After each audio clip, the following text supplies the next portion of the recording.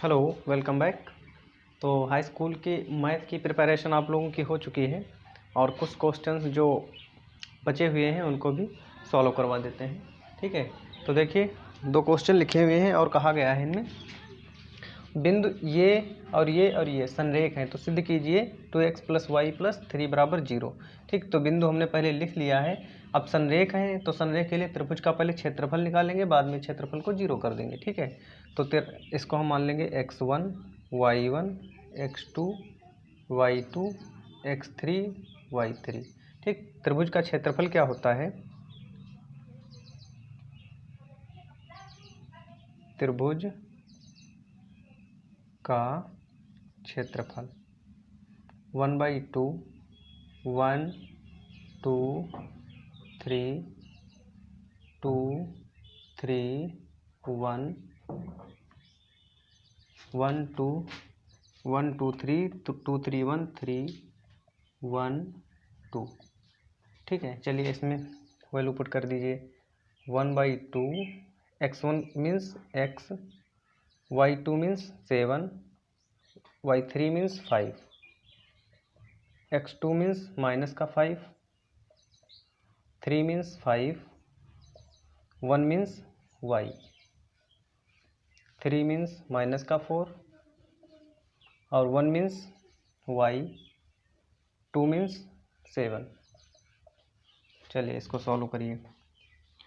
1/2 7 से 5 गया 2, तो 2x और यहाँ से हो जाएगा आपका प्लस माइनस माइनस 25। ठीक है, और plus minus minus minus plus हो जाएगा 5 × 5। यहाँ से प्लस माइनस माइनस हो जाएगा और ये इंटर करेगा अंदर, तो माइनस का 4y और plus minus minus minus plus हो जाएगा और 4 से 28। ठीक है, और इसके बाद में 2x और तो कहीं x दिख नहीं रहा है तो 2x हो जाएगा। y वाला 5y 4y माइनस के हैं तो ये सब्ट्रैक्ट हो जाएगा, बचेगा आपका प्लस का y। और यहाँ ये 28 प्लस के हैं, 25 माइनस के हैं तो ये बचेंगे प्लस के 3। ठीक है, तो ये तो आ गया त्रिभुज का एरिया। ठीक है, संरेख होने की शर्त होती है, संरेख होने के लिए, संरेख होने के लिए जो त्रिभुज का क्षेत्रफल आपने निकाला है ये इसको आप 0 कर दीजिए। ठीक, 0 करने का मतलब इसको आप 0 कर दीजिए। तो 1/2 2x प्लस का y प्लस 3 = 0 और ये दो इधर मल्टीप्लाई में है, दोनों साइड में आप मल्टीप्लाई कर दें तो आपके पास में ये 2 से 2 कैंसिल हो जाएगा और ये 2 0 हो जाएगा। Finally 2x plus y plus 3 = 0, यही हमको प्रूव करना था। ठीक है, ठीक है, इसका स्क्रीनशॉट ले लो और इस वाले क्वेश्चन को फिर सॉल्व करते हैं। तो दूसरा क्वेश्चन के पॉइंट हमने यहाँ पर लिख लिए हैं और उस त्रिभुज का क्षेत्रफल ज्ञात करना है। इससे हमको क्या फाइंड करना है? त्रिभुज का क्षेत्रफल। ठीक है, तो फिर से फार्मूला लगाते हैं, त्रिभुज का क्षेत्रफल। ठीक, 1/2 ब्रैकेट 1 2 3 2 3 1 1 1 2 3 1 2 3 2 3 1 3 1 2 3 1 2, ये हो गया फार्मूला। ठीक है, अब इसको हम लेट कर लेते हैं x1 y1 x2 y2 x3 y3। अब इसमें b + c ये पूरा y1 का काम कर रहा है। ठीक है, और c + a जो है वो y2 की वैल्यू है पूरी। ठीक है, चलो हम लोग वही पुट करते हैं, फिर देखते हैं क्या आंसर आएगा। x1 means a, y2 means c + a। ठीक है, माइनस y3 मीन्स a, ये माइनस का हो जाएगा और ये भी माइनस का हो जाएगा, plus x2 means b, y3 means a - a + b, minus y1 means b + c, यहाँ पर प्लस के हैं ये दोनों माइनस के हो जाएंगे, x3 means c, x3 means c, y1 means b + c। ठीक है, और y2 मीन्स c + a, दोनों माइनस के हो जाएंगे, और ये ब्रैकेट क्लोज कर दिया। चलिए 1/2 और यहाँ से ए कैंसिल हो जाएगा तो ये आएगा c माइनस बी, प्लस यहाँ से बी कैंसिल हो जाएगा तो ये आ जाएगा आपका a माइनस सी, और प्लस c यहाँ से आपका c कैंसिल हो जाएगा तो b माइनस ए।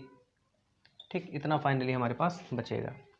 इसके बाद देखिए 1/2 ओपन कर दो ए सी और माइनस का ए बी, बी ए या ए बी ऐसे लिख सकते हो आप, और इंटर करोगे plus minus minus B C और ए सी। ठीक है, तो देख लीजिए फाइनली फिर से ए बी कैंसिल हो गया, और ए सी कैंसिल हो गया, बी सी कैंसिल हो गया। ठीक, यहाँ पर 0 बचा, 0 यूनिट। तो त्रिभुज का क्षेत्रफल 0 आ गया है। इसका मतलब ये हो गया कि बिंदु ये संरेख है। ठीक है, अतः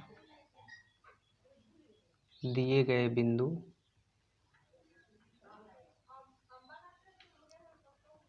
संरेख है। ठीक, दूसरे जो क्वेश्चन मेरे पास थे वो ये आए हुए थे, दो संख्याओं का वर्ग। अब इनमें देख लीजिए, दो संख्याओं के वर्गों का अंतर दिया हुआ है और छोटी संख्या का वर्ग बड़ी संख्या का 8 गुना है। दोनों संख्याएं ज्ञात कीजिए। एक तो ये कह रहा है, दूसरा ऐसे दो क्रमांक विषम धनात्मक पूर्णांक ज्ञात कीजिए जिनके वर्गों का योगफल 290 है। ठीक है, तो तीसरा सवाल देखिए, मान लेंगे हम लोग, माना दोनों संख्याएं क्रमशः x और x व y है। ठीक है, तो दोनों संख्याओं के वर्गों का प्रश्नानुसार प्रश्न कह रहा है, दोनों संख्याओं के वर्गों का, तो इसका वर्ग कर लीजिए, और y बराबर कितना है, अंतर कितना है, 180, समीकरण 1। अब यहाँ पर आप देख सकते हैं कि इस संख्या से हमने y को घटाया, तो इसका मतलब x बड़ा है y से।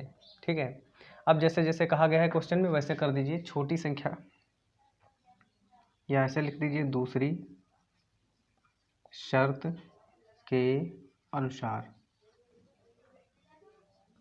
दूसरी शर्त में कहा गया कि छोटी संख्या का वर्ग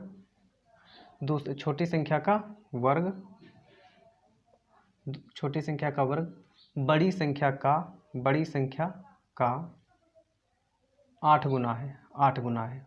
दैट इज, इसको आप ऐसे लिख सकते हैं, y² = 8x। ठीक है, तो दोनों संख्याएं ज्ञात कीजिए। चलिए, दो समीकरण हमारे पास हो चुके हैं, y² का मान इसमें रख देंगे। समीकरण 2 से y² का मान समीकरण 1 में रखने पर, चलिए पुट करिए। समीकरण 1 ये है, x² और y² का मान ये रख देंगे आप, 180। ठीक है, इसको इस साइड में ले आएंगे, x² माइनस 8x माइनस 180 बराबर 0। ठीक, इधर सॉल्व करते हैं हम लोग, तो 180 के ऐसे फैक्टर की माइनस करने पर 8 आ जाए, तो 180 और 2 के फैक्टर में भी आता है, इसमें भी आता है, 4 चौके 16 और 4 पंचे 20।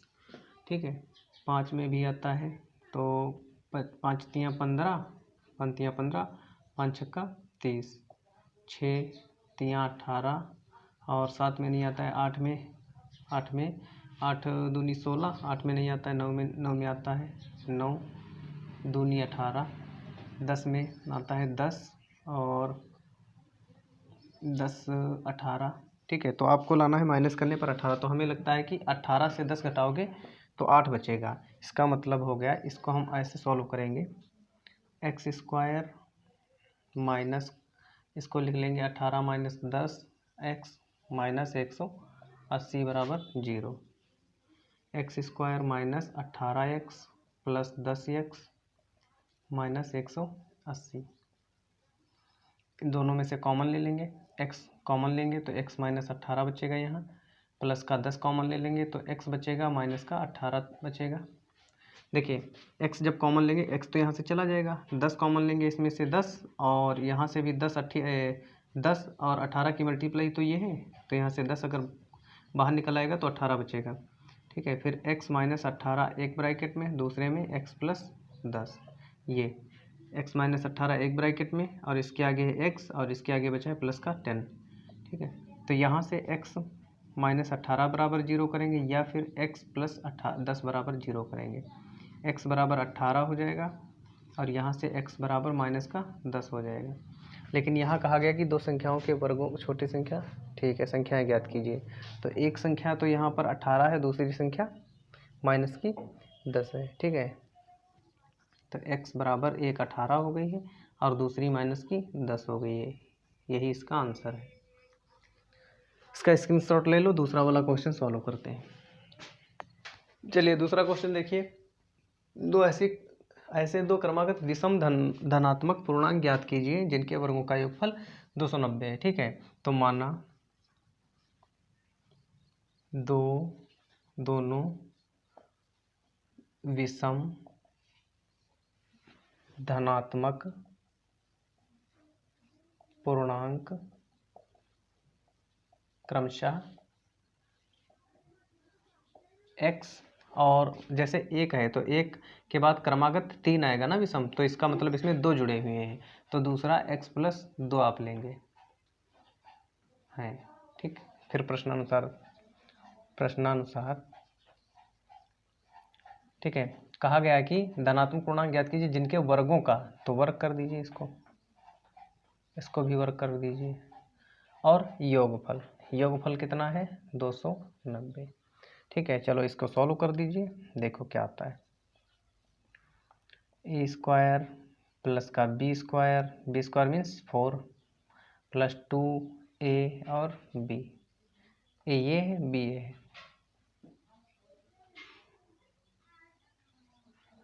देख सकते हो 1 1 2 हो गया, 2 दूनी 4x प्लस का 4, ये भी इधर ही ले आइए, 2x स्क्वायर प्लस का 4x और माइनस का 286। ठीक है, अब क्या करेंगे, इसमें से 2 देखिए कॉमन मिल रहा है तो उसको हम लोग 2 से डिवाइड कर देंगे। 2 से जब डिवाइड करेंगे तो ये बचेगा x स्क्वायर प्लस का 2x माइनस का 2 1 कम 2 2 4 जा 8 2 3 जा 6। अब 143 के ऐसे फैक्टर करेंगे हम लोग कि माइनस करने पर 2 आना चाहिए। तो ये 11 बन जाए 11, 3 बच गया, 11 3 जा। ठीक है, तो इसका मतलब हो गया x स्क्वायर प्लस 13 से अगर 11 घटा देते हैं तो 2 ही तो बचेगा, x स्क्वायर प्लस का 13x माइनस का 11x माइनस का 143। ठीक, कॉमन ले लीजिए इन दोनों में से, तो जब कॉमन लेंगे तो x प्लस 13 माइनस का 11, तो x प्लस 13 बराबर 0। देखिए माइनस 11 जब कॉमन लेंगे तो माइनस 11 तो निकल आएगा, यहाँ से भी माइनस 11 निकलेगा, और 11 और 13 की मल्टीप्लाई ही तो है 143। ठीक है, तो इसमें बचेगा, यहाँ से माइनस निकल गया, प्लस बचेगा, और इसके बाद में ये दोनों बॉक्स एक जैसे मिल गए हैं, फिर से एक कॉमन ले लेंगे। अब इसके आगे बचा है x और इसके आगे बचा है माइनस का 11 इक्वल टू 0। ठीक है, तो यहाँ से आ गया x प्लस 13 बराबर 0 या फिर x माइनस 11 इक्वल टू 0। ठीक, तो x बराबर माइनस का 13 आ गया और x का मान आ गया है आपके पास 11। लेकिन यहाँ कहा गया कि ऐसे दो क्रमांक विषम धनात्मक ज्ञात कीजिए, धनात्मक तो माइनस वाला तो लेंगे नहीं। ठीक है, तो एक तो आ गया है आपके पास में आंसर 11 और दूसरा धनात्मक आ गया है 11 में 2 ऐड कर दीजिए 13, तो ये है आपका आंसर। ये वाला नहीं लिया गया है, 11 लिया गया है, 11 में 2 ऐड कर दिया गया है, तभी क्रमागत धनात्मक 2 मिल चुके हैं। ठीक है। चलिए स्क्रीनशॉट ले लीजिए इसका और बढ़ते हैं नेक्स्ट क्वेश्चन पे। एक लंबवर्तीय शंकु है, बेलन नहीं है, की ऊंचाई 8.4 सेंटीमीटर है और इसके आधार की त्रिज्या 2.1 सेंटीमीटर। इसे पिघलाकर एक गोला बना दिया जाता है। ठीक है, गोले की त्रिज्या ज्ञात कीजिए। तो शेप कोई भी उसे अगर पिघलाकर हम कोई दूसरा शेप दे रहे हैं, ठीक है, तो वहाँ पर वॉल्यूम बिल्कुल नहीं चेंज होता है, यानी आयतन नहीं बदलता है। चलिए पहला क्वेश्चन देखिए। एक लंबवर्तीय शंकु यानी एक शंकु है कोई,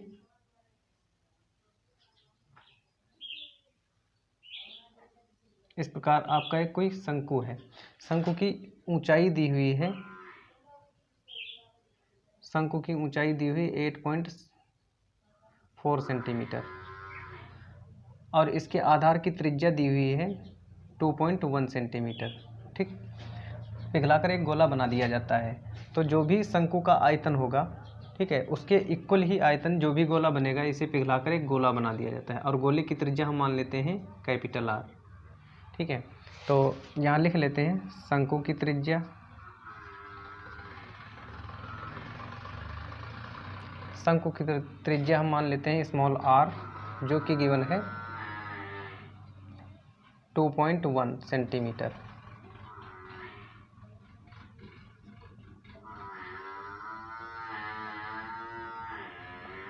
गोले की त्रिज्या मान लेते हैं capital R equal to find करना है।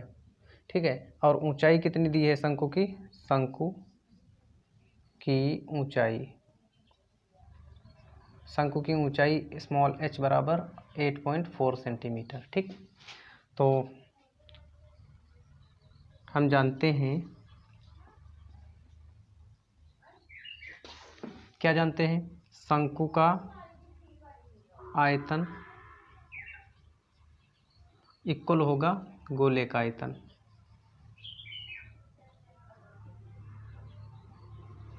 शंकु का आयतन का फार्मूला क्या होता है, 1/3 पाई r स्क्वायर